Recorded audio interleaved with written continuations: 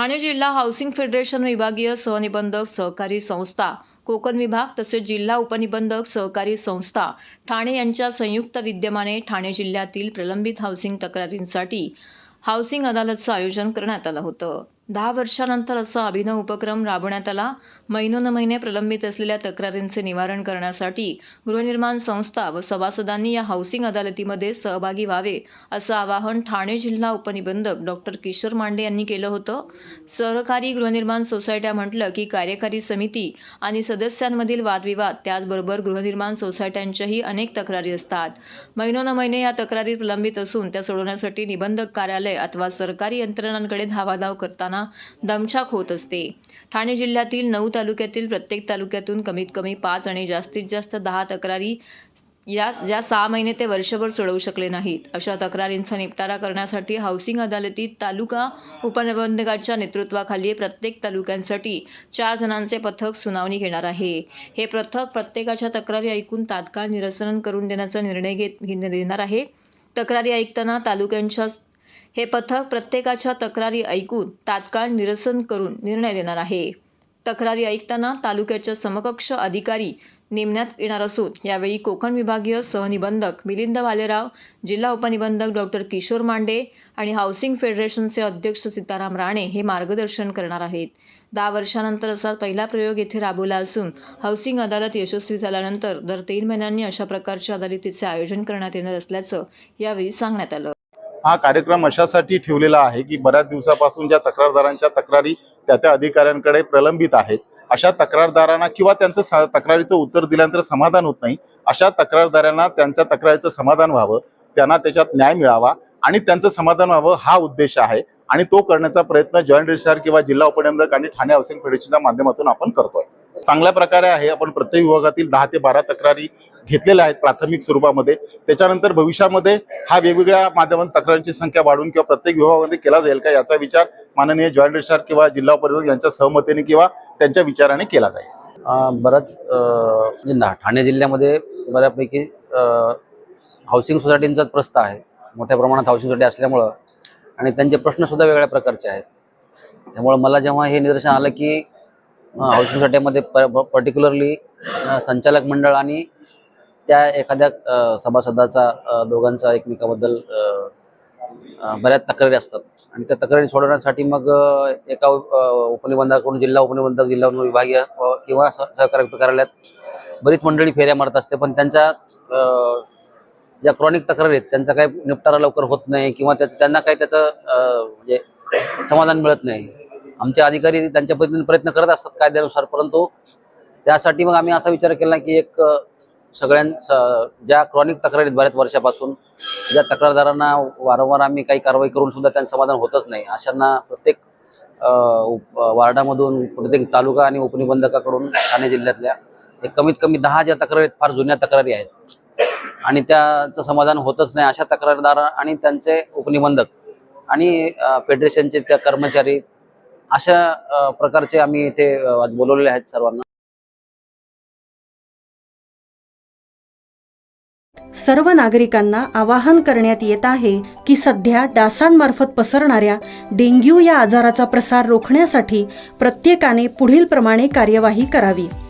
Dengue आजार Aedes aegypti हा डास चावल्याने होतो। या डासांची पैदास साचलेल्या किंवा साचवलेल्या स्वच्छ पाण्यामध्ये होते। 8 दिवसांपेक्षा जास्त दिवस पाणी उघडे व साचून राहिल्यास त्यात डास अंडी घालतात। अंड्यांच्या अळ्या तयार होऊन पुढे डास तयार होतात।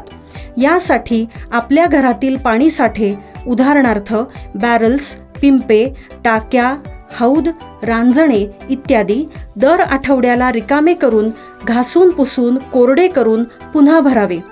1 दिवस कोरडा दिवस म्हणून पाळावा। पाणी साठ्यांना घट्ट झाकणे बसवावीत किंवा जुनी साडी, चादर, धोतर यांनी बांधून झाकून ठेवावीत, म्हणजे डास त्यात जाऊन अंडी घालणार नाहीत। घराच्या गच्चीवर, आजूबाजूला, अंगणात कोठेही पाणी साचू देऊ नये।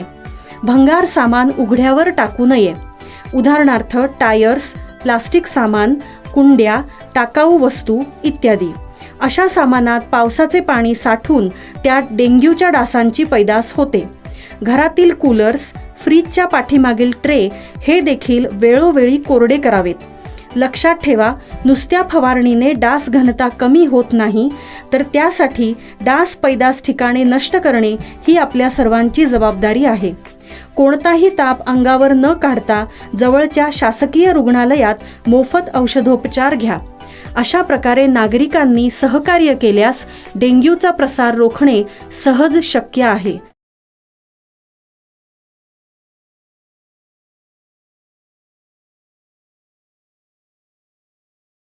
मुंब्रा पोलिसांनी आरोपींची काढली मिरवणूक. चॉपर टोईंग कर्मचाऱ्यांवरती हल्ला करण्याचा प्रयत्न. जिथे गुंडगिरी झाली तिथे परेड काढण्यात आली. टोईंग कर्मचाऱ्यांवरती हल्ला करणाऱ्या 2 आरोपींची मुंब्रा पोलिसांनी रस्त्यावर परेड काढली. दानिश शेख आणि सलीम शेख अशी आरोपींची नावे आहेत. काही दिवसांपूर्वी दोन्ही आरोपींनी दुचाकी टोईंग करत असताना वाहतूक कर्मचाऱ्यांना मारहाण करून त्यांच्यावरती चौफेर हल्ला करण्याचा प्रयत्न केला होता. घटनेनंतर दोन्ही आरोपी फरारी झाले होते. मात्र पोलिसांनी त्यांना माथेरान येथून अटक केलं आहे. अटक आरोपी दानिश आणि सालेम यांच्यासोबत परेड काढली आणि दोन्ही आरोपींना टोईंग कर्मचाऱ्यांवरती हल्ला केल्याच्या जागा निदर्शनास आणून दिली. रस्त्यावर दोन्ही आरोपींची परेड पाहून सर्वसामान्य जनतेनेही पोलिसांचं कौतुक केलं. पोलिसांनी अशा आरोपींसोबत योग्य पाऊल उचलले जेणेकरून इतर कोणी असा हल्ला करण्यापूर्वी विचार करतील. ज्या ठिकाणी आरोपींनी हल्ला केला त्याच ठिकाणी पोलिसांनी परेड काढली. ठाणे पोलीस आयुक्त आशुतोष डोंबरे यांच्या आदेशानुसार मोठी कारवाई करण्यात आली. मुंब्रा पोलीस ठाण्याचे वरिष्ठ PI ज्ञानेश्वर साबळे यांनी सांगितलं की दानिश शेख याला अटक करण्यात आली आहे. त्याच्यावरती एकूण 6 गुन्हे दाखल आहेत. दोन्ही आरोपींविरुद्ध गुन्हा दाखल करण्यात आला असून या संदर्भातली माहिती मुंब्र्याचे वरिष्ठ PI ज्ञानेश्वर साबळे यांनी दिली आहे. नाही, दिनांक 24 फेब्रुवारीला आमचे पोलीस जे ट्रॅफिकचे आहेत, मुंब्रा ट्रॅफिकचे, ते जे त्यांचं काम करत होते, तर त्या कामामध्ये त्यांचं काम आहे की ज्या अनधिकृतरित्या आणि चुकीच्या पद्धतीने बाईक रस्त्यावर लावले त्याच्यामुळे वाहतुकीस अडथळा होत आहे, अशा गाड्यावरती कारवाई करणं हे त्यांचं काम आहे. हे त्यांचं काम करत असताना त्या ठिकाणी हे 2 इसम आले, दानिश आणि सलीम खान. तर यांनी आमच्या वाहतूक कर्मचाऱ्यांच्या सरकारी कामात अडथळा आणला आणि त्यांच्यासोबत गैरवर्तन केले, म्हणून आम्ही त्याप्रमाणे गुन्हा दाखल केलेला आहे. आमच्या DB टीमनी त्यांची गोपनीय माहिती काढून त्यांना अटक केलेली आहे. त्यांना कोर्टासमोर हजर केले असता या गुन्ह्याच्या तपासासाठी दिनांक 2 मार्चपर्यंत पोलीस कस्टडी आहे आणि आम्ही आमचा तपास करत आहोत. आज त्यांच्याकडून घटनास्थळ व्हेरिफिकेशन करणं, कुठल्या जागेवरती त्यांनी पोलिसांसोबत गैरवर्तन केलं ते त्यांनी कबूल केलेलं आहे आणि त्या पद्धतीने ते घटनास्थळ दाखवत होते, त्याप्रमाणे घटनास्थळ पंचनामा केलेला आहे. काय याच्यावरती जवळजवळ 6 गुन्हे दाखल आहेत आणि ते गंभीर स्वरूपाचे गुन्हे आहेत. आम्ही ऑलरेडी त्याच्याविरुद्ध योग्य पद्धतीची प्रतिबंधक कारवाई सुरू केली होती आणि ती कारवाई अंतिम टप्प्यात असतानाच त्याच्याकडून हा गुन्हा घडलेला आहे. म्हणजे आता आम्ही त्याच्यावरती याच्यापुढे अजून जो सक्त जे आहे प्रिव्हेंटिव्ह ॲक्शन आम्ही आणि प्रतिबंधक कारवाई घेणार आहोत.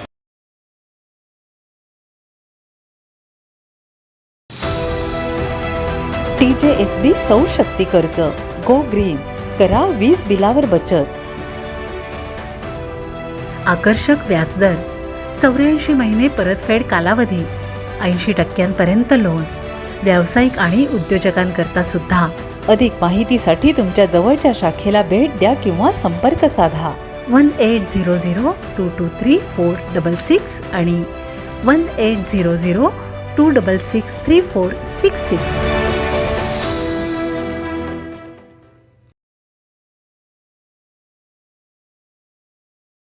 आगामी लोकसभा आणि विधानसभा निवडणुका तसेच भविष्यातील आगामी सर्व निवडणुकांच्या पार्श्वभूमीवरती मतदानाची प्रक्रिया ही EVMवरती न घेता ती मतपत्रिकेवरती घेण्यात यावी, त्याबाबत प्रशासनाचे लक्ष वेधण्यासाठी व सर्वसामान्य नागरिकांमध्ये जनजागृती व्हावी या उद्देशाने भारतातील पहिला पर्यावरणवादी पक्ष अशी सर्वसामान्य माणसात ओळख असलेल्या धर्मराज्य पक्षाने लोकशाही आणि सनदशीर मार्गाने आज ठाणे जिल्हाधिकारी कार्यालयाबाहेर आंदोलन पुकारलं होतं.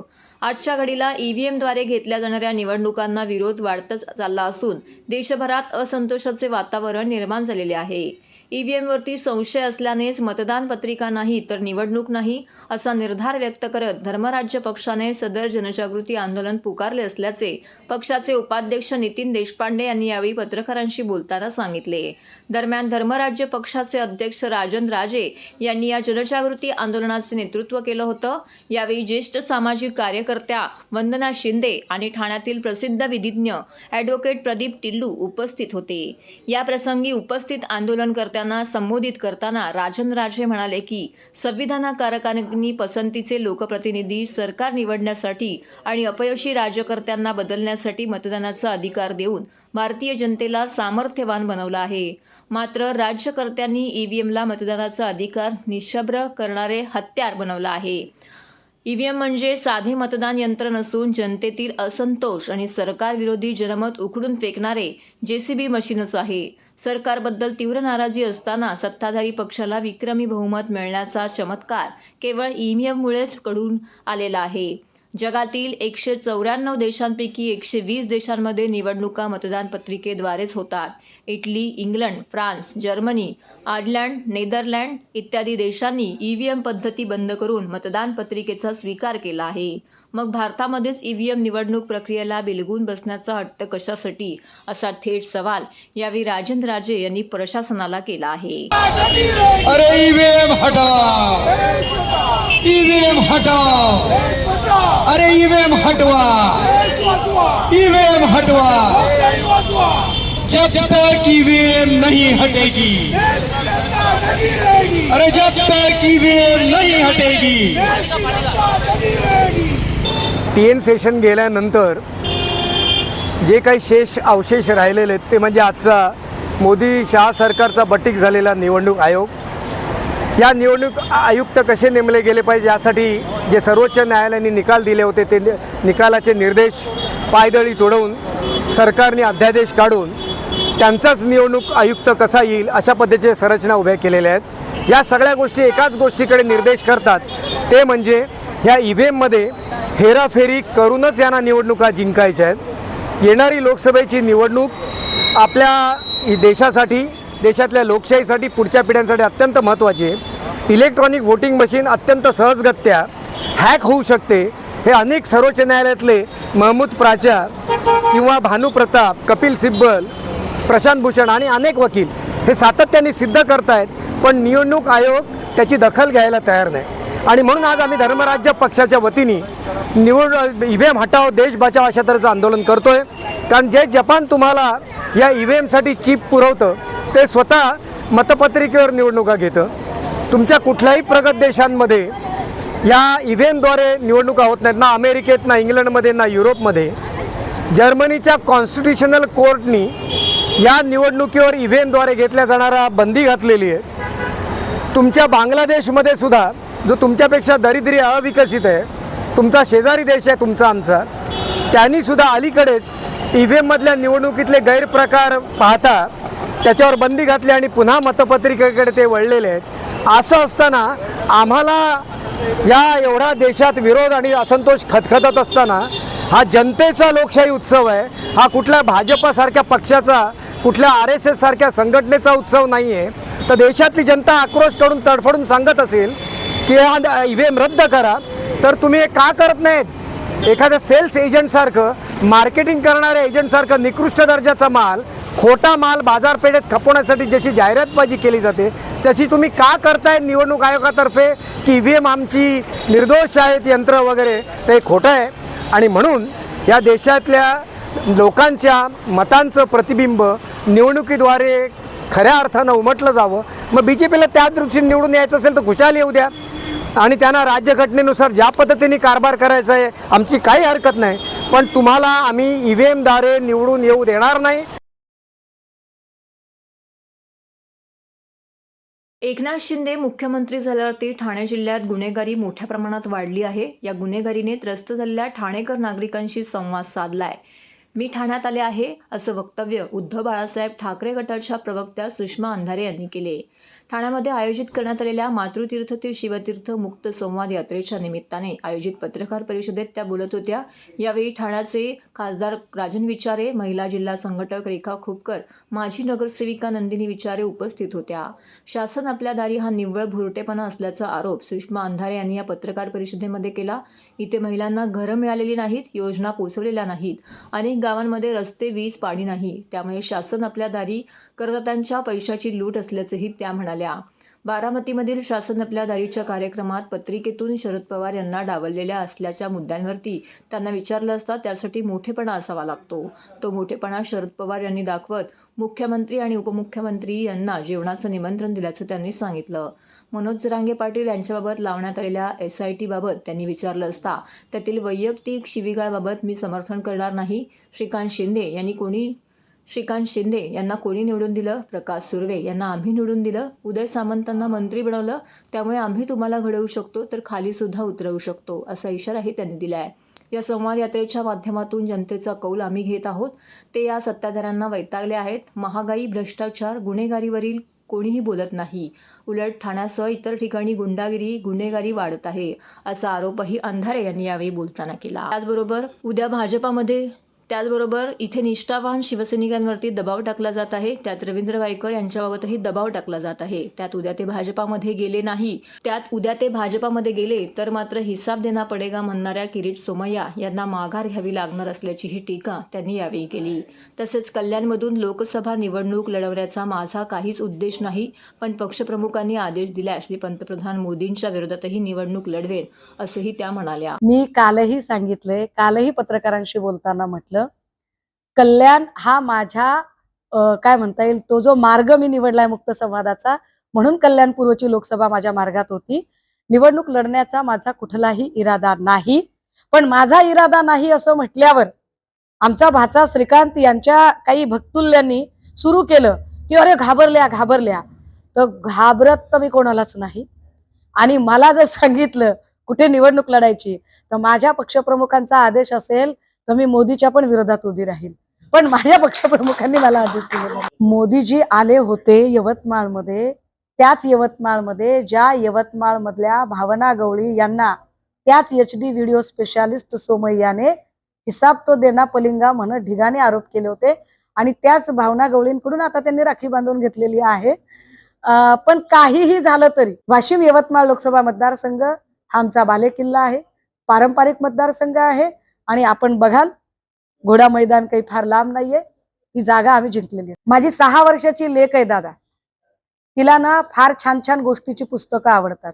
ती चंपक कथा वाच. हे अमित शहा किंवा शेलार दरेकर ही जी लोक असे काही किस्से सांगतात ना, ते येणाऱ्या सिक्वल चंपक कथा 2 मध्ये आपण ऍड करूया, ते जास्त चांगले दिसतात. पश्चिम बंगालच्या संदेशखाली अत्याचाराचे ठाण्यात पडसाद.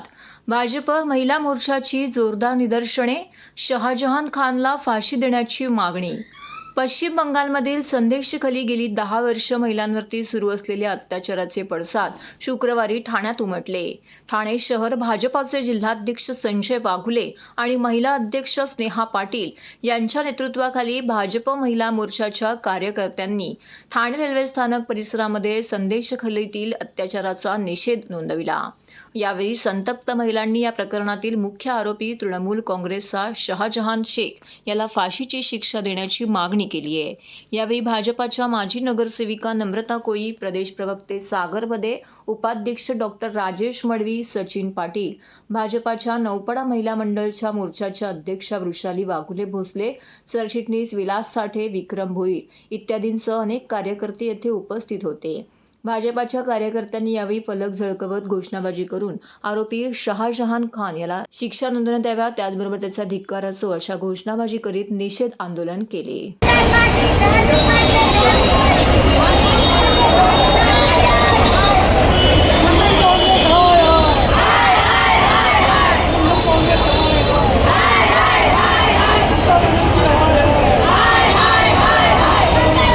आज भारतीय जनता पार्टी महिला मोर्चातर्फे पश्चिम बंगालमध्ये शहाजहान शेख हा तृणमूल काँग्रेसचा पदाधिकारी होता आणि यांनी गेली वर्षभर त्या ठिकाणी पश्चिम बंगालमध्ये महिलांवर अत्याचार केलेत. आणि त्या ठिकाणी अनेक जमिनी बळकावलेल्या आहेत. त्या ठिकाणी रेशन घोटाळ्यामधला हा आरोपी होता. हा गेली पश्चिम बंगालमध्ये तृणमूल काँग्रेसची सत्ता आहे आणि त्यांचा हा पदाधिकारी होता. गेली 50 दिवस हा फरारी होता. काल त्याला अटक केली. भारतीय जनता पार्टीची मागणी असणार आहे की शाहजहान शेखला तात्काळ फास्ट ट्रॅक कोर्टवर ही केस चालावी आणि त्याला तात्काळ फाशी द्यावी, अशी भारतीय जनता पार्टीच्या आग्रहाची मागणी आहे.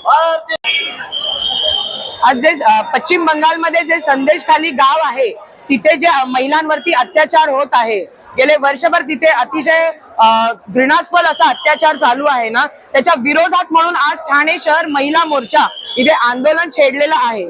आमची मागणी आहे, ठाणे महिला मोर्चाची मागणी आहे की शाहनवाज शेख यांना फाशी झालीच पाहिजे.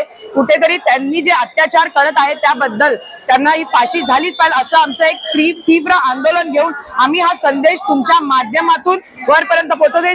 शाहनवाज शेख आणि ते जे अत्याचारी पश्चिम बंगालमध्ये त्यांना फाशी झालीच पाहिजे.